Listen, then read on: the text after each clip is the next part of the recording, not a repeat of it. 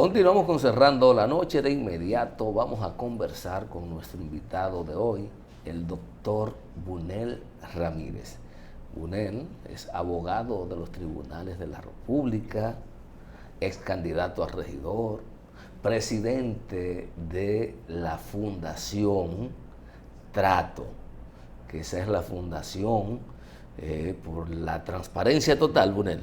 Así es. La democracia y transparencia total. Transparencia total por la democracia. Y líder de Santo Domingo Este, Junior, te faltó decir. Bueno, lo de líder hay que ponerlo en duda. Bunel, rápidamente, digamos que concluyendo la semana, el Tribunal Constitucional sacó tiempo para dictar 3 sentencias importantes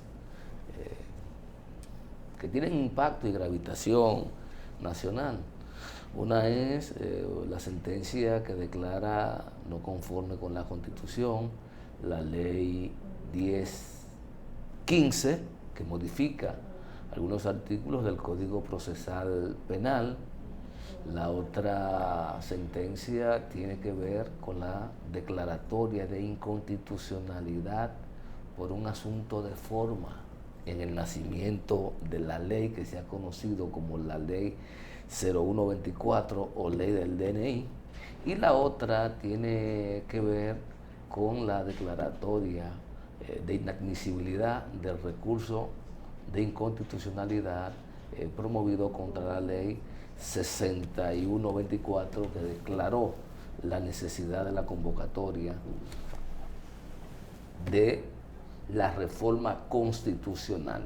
A grandes rasgos nos gustaría saber tu opinión sobre estas decisiones y que al final nos diga qué ha pasado con el recurso también de inconstitucionalidad que Trato interpuso como accionante en contra de las normativas que otorgan privilegios de exoneraciones a los legisladores. Bien, bueno, 4 temas sobre la mesa y lo vamos a abordar por lo siguiente. Vamos a comenzar por lo último. En efecto, la Fundación Transparencia Total por la Democracia, Trato, el 1 de octubre de hace ya 3 años, 2021, sometió una acción directa de inconstitucionalidad contra la ley que le autoriza, que le faculta a los legisladores a tener 2 exoneraciones por periodo, porque choca con la Constitución, y al día de hoy el Tribunal Constitucional, violando su propia ley que apenas le otorga 4 meses para tomar una decisión después de que queda en estado de fallo la acción, bueno, pues no lo ha hecho. Cuando cumplió los 3 años en la acción, nosotros le hicimos una comunicación al tribunal recordándole el compromiso que tiene con el país y con el ordenamiento jurídico, y sobre todo en apegarse a su propia ley, pidiéndole que por favor pues decida en la forma que entienda, pero que lo acabe de decidir. En definitiva, esa situación que volvió a ponerse en el tapete en días pasados sobre la cantidad desmedida en términos de lo que deja de percibir el erario por concepto de esas exoneraciones de los legisladores. Bueno, al final de cuentas el tribunal no lo ha hecho. Con relación a las últimas 3 decisiones, quiero coincidir con el voto disidente de una magistrada del Tribunal Constitucional con relación a la acción directa de inconstitucionalidad en contra de la ley que declaró la necesidad de la reforma constitucional de ahora, del 24. La carencia de objeto es una vergüenza. El tribunal no puede quitarle el derecho a un dominicano, a una dominicana, de que se haga justicia constitucional cuando el tribunal es quien deja que muera en su mano la ley, porque es una ley transitoria.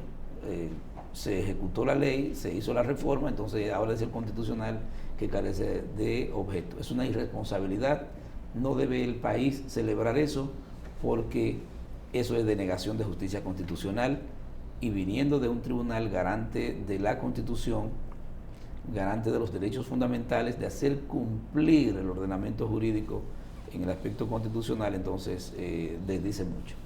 Debería haber, porque así se construyen las jurisprudencias, debería haber algún mecanismo, si hay que modificar la ley, que lo haya, que se haga, la ley 137.11, para que en casos de extrema urgencia, como el caso de la especie, pues que haya un mecanismo expedito que resuelva de manera inmediata con celeridad, y que incluso pueda mandar a suspender los efectos que puedan derivarse de esa ley hasta que decida. Por consiguiente, que sirva ese mal precedente para actualizar la ley en ese sentido, y que esté la previsión de que en una circunstancia igual, en un momento igual, haya un remedio legal para que no se excuse el constitucional en una inacción, una omisión propia. Eso es prevalerse de su propia falta, y no le cae bien a ese tribunal. Con relación a la sentencia que declara la inconstitucionalidad de la ley 1015, que modifica el Código Procesal Penal y que le da un año al Congreso para que resuelva esa situación, es una situación de mucho cuidado, de un peligro significativo, porque, por ejemplo, hay una cantidad, miles de casos penales que se han conocido y se están conociendo desde la entrada en vigencia de esa ley, y que de eliminarse ella, de quedarse sin efecto jurídico, habría que retrotraer el proceso al momento previo a la aprobación de esa ley. Y te puedo decir que entonces, por el principio de favorabilidad, habría una cantidad inmensa, indeterminada en este momento, de procesos que se afectarían con ellos. Obviamente estarían beneficiando a imputados, a acusados, a condenados, y perjudicando al Estado y a víctimas, por ejemplo.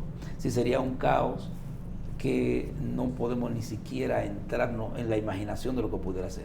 Por ejemplo, ante el Código Procesal Penal, en el artículo 148, antes de la modificación, la duración máxima del proceso era de 3 años, con esta es de 4. Si a alguien lo juzgaron aplicándole la duración máxima del proceso y no le benefició, si la ley queda sin efecto, él puede volver a los tribunales a buscar la revisión de su situación, porque se le juzgó o se le aplicó una ley que finalmente era inconstitucional. El tema de las interceptaciones telefónicas, por ejemplo, que antes era simplemente para casos complejos, etcétera, ahora con la ley 1015 queda modificado y abarca más a procesos no necesariamente de casos complejos, de tramitación compleja.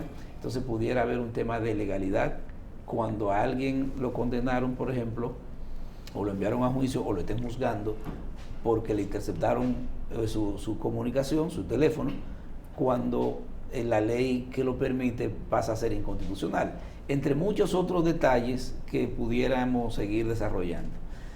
Pero es un peligro. Por tanto, el tribunal tiene el Congreso que abocarse de inmediato a resolver la cuestión que le ha enviado el Tribunal Constitucional. Con respecto a la legislación del DNI, la ley 124, ahí realmente hay una situación que es una ley que encontró todos los tropiezos habidos y por haber de sectores, de amplios sectores, incluso sectores que regularmente no se meten en nada, aparecieron estableciendo que esa ley violaría, o se permitiría con ella violar derechos fundamentales como el derecho a la intimidad de las personas, etcétera. Y entonces fue al Tribunal Constitucional, y allí se encuentra con una sorpresa, y es que dice el Constitucional que, siendo una ley que versa sobre la seguridad conforme al artículo 112 de la Constitución, es una ley orgánica, y sencillamente dice es inconstitucional porque no se le dio la tramitación congresual de una ley orgánica. Sin embargo, resalta, la realidad es que la ley se aprobó con la mayoría calificada requerida para una ley orgánica, pero que la ley no dice ella misma que es una ley orgánica. Yo entiendo que el tribunal pudo haber dicho eso y haberse adentrado a analizar los demás aspectos impugnados como inconstitucionales y dar una solución conjunta y de alguna manera no extrañarla, no excluirla del ordenamiento jurídico, y debió dar otro tipo de decisión. Sin embargo, vamos a verlo en el aspecto positivo, lleva las discusiones de nuevo al Congreso, y esperamos que todos esos sectores ya entonces entren en acción, puedan ser escuchados, aunque hay que entender que el Poder Ejecutivo ya antes de esta sentencia había sometido ya un proyecto de ley para modificar los puntos controvertidos, sobre todo el artículo 11, en el que se creía o se piensa que al no establecer de manera clara que se necesitaba autorización judicial, aunque la ley lo dice de manera implícita, eso entonces se daría corrigiendo. En definitiva, y que no se nos olvide, sí llama la atención que el Tribunal Constitucional declara inconstitucional la ley de la 1015 por el hecho de que hubo una observación del Poder Ejecutivo que fue a la Cámara de donde había emanado y no se resolvió el tema de la observación, pero no se llevó a la otra Cámara. Es un tema que no tiene ningún calificativo que defina lo que ocurrió ahí. Pero es obligatorio, Buniels, cuando una Cámara hace una modificación, ser ratificada por la otra. Bueno, es obligatorio porque puede darse que esta Cámara sí acogió la observación, cuando lo envía a la otra haga modificaciones y pudiera incluso la ley tener que ser reintroducida por todo lo que implica el trámite congresual. Quiere decir que ahí sí el tribunal necesariamente y sin discusión hizo lo correcto. Ahora, este es el país donde no hay consecuencia para un... Sí, porque un error grave. Bueno, es que yo no entiendo que pueda ser un error. Es que no puede, eso tiene que ser algo hecho adrede. Es que no puede ser, ¿por qué no? Es que eso tiene todo un trámite que camina solo allá burocrático. Adentro. Ahora, ¿por qué el presidente, por ejemplo, de la otra Cámara en ese momento se quedó callado, por ejemplo? Y cómo el Poder Ejecutivo promulga la ley. Entonces, ¿qué pasó ahí y cómo es que nadie responde por esa situación tan complicada? Una pregunta, ¿qué ocurre entonces con las iniciativas, potenciales acuerdos que haya suscrito la recién creado Departamento Nacional de Investigación o de Inteligencia, la Dirección de Inteligencia, el DNI, en cumplimiento de la ley que, aunque se estaba trabajando algunos ajustes, es evidente que la ley estaba en vigencia, casi un año de vigencia, y ese organismo estaba operando bajo el amparo de esa ley? ¿Qué ocurre con las instituciones creadas con ella, con los potenciales acuerdos que ha firmado en lo adelante? No, la sentencia del Tribunal Constitucional, aun cuando no lo diga de manera expresa, declara inconstitucional la ley, nula de pleno derecho, y de ella y sus consecuencias. La expulsa del sistema. Absolutamente todo lo que se haya hecho en base a esa ley se tiene como no hecho. Si se invirtió dinero, se perdió. Si se gastó recursos humanos, se perdió. Si se formó personal, todo. No tiene ningún departamento que esté funcionando amparado estrictamente en esa ley, tiene ninguna vigencia ni puede tenerla. Absolutamente. Y no es extraña esa decisión realmente del tribunal. Bueno, precisamente una ley puede ser inconstitucional de manera parcial. Yo entiendo que pudo haberse buscado la vuelta jurídica, la vuelta constitucional, para que habiéndose aprobado con todos los requisitos, básicamente de la mayoría necesaria, la mayoría calificada para ser orgánica, ese aspecto pudo haberse mencionado en la sentencia, pero no que diera pie necesariamente a que fuera inconstitucional completamente. No, creo que fue muy exagerado el Tribunal Constitucional en ese aspecto, y que pudo simplemente haberse abocado a conocer el fondo del recurso, de la acción de inconstitucionalidad, y en ella declarar inconstitucional los artículos que así fueren. Eso ha pasado con y dictar una sentencia exhortativa como la que... Efectivamente, sin tener la necesidad de declarar inconstitucional, porque ahí sí ha creado una situación. Pero imagínate, en materia de seguridad e inteligencia, cualquier cantidad de acuerdos que se hayan suscrito durante este año. Y fíjate que precisamente siendo una ley que versa sobre asuntos de seguridad nacional, entiendo que el tribunal debió ser un tratamiento diferente, mucho más cuidadoso, porque la seguridad nacional está por encima absolutamente de todo. Bunel, no sé si... Bunel, está por encima de todo excepto la Constitución de la República y el respeto a los derechos fundamentales, para que lo aclares. Estoy de acuerdo contigo. Lo que te digo es que siendo una ley que versa sobre asuntos de seguridad nacional, el tribunal pudo haber tenido más cuidado con la decisión, porque entiendo que el hecho de que no diga la ley que es orgánica no podía dar pie a la inconstitucionalidad, y que podía dejar eso, hacer la exhortación del lugar y entonces conocer estrictamente los puntos controvertidos atacados por inconstitucionalidad, de manera que la ley pudiera sobrevivir y esos acuerdos, esos trabajos avanzados de la seguridad, por la seguridad, entonces que pudieran continuar. Sí, discúlpame, Junior. Ahí mismo en ese tema, Bunel, no sé si sería esto la decisión que tomó el Tribunal Constitucional con relación a la ley que crea el DNI, el Servicio Nacional de Inteligencia. ¿Pudiera ser esto un mensaje de la imparcialidad y de la independencia de los poderes, o se puede tildar como salírsele de las manos al Poder Ejecutivo, algo que ellos necesitan y que quieren? Aquí había un cuadro de comedia muy famoso y había uno que la palabra asigún. Mira, aquí hay que aprender a ver los procesos dependiendo de qué sectores estén interesados en ellos. Ahí no hay ninguna independencia, al contrario, aquí hay muchas decisiones pendientes del Tribunal Constitucional que no se han dado. Ese aspecto particularmente que afecta intereses, no necesariamente de nosotros, que no tenemos nada que buscar detrás de nosotros, sino de peces gordos, de intereses grandes, que obviamente había que proteger, y se han protegido con esa sentencia. Por lo menos se ha mandado la pelota de nuevo a la cancha de ellos, y la perspectiva de que sea mejor la ley que esa, obviamente el país no puede estar seguro de eso. Yo, eso le he comentado, yo tengo la ligera sospecha de que, tal como ha ocurrido con otras leyes, como es la ley que tiene que ver con el decomiso de bienes de la República Dominicana, la ley de lavado de activos, esta ley del DNI, hay sectores importantes en la sociedad dominicana que mandan, que no quieren esa ley.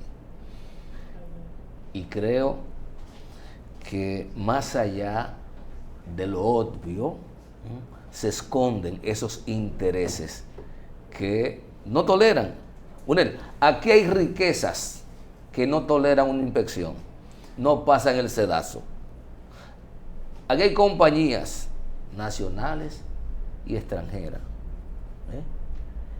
que no soportan que se le investigue. Y esa ley, tal como tú has visto, tiene un abanico amplio y le da un carácter de seguridad también nacional y de Estado a determinados ilícitos penales o determinados ilícitos que pudieran conducir inclusive a recabar informaciones que para algunos sectores puede ser sensible, que no quieren que se sepa. Bueno, pero precisamente tú has mencionado la ley de lavado, de la ley de extinción de dominio que anda por ahí, que ni se habla de ella.